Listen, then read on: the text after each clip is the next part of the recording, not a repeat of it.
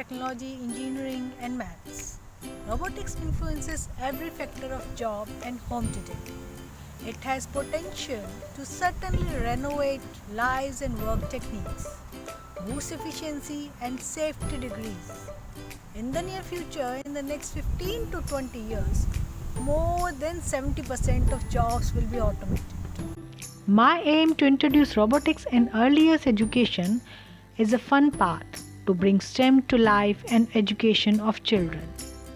My idea behind to introduce STEMBuddy in Australian community is to prepare our future generations more competitive in technology development by bringing up generations of people who can outshine in future jobs when they start from preschool to specialized training like robotics as a part of STEM.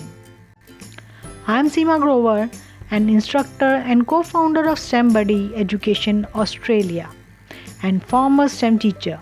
Would like to introduce my startup idea, STEMBuddy Education, to run school-based learning workshops in robotics from kindergarten to high school.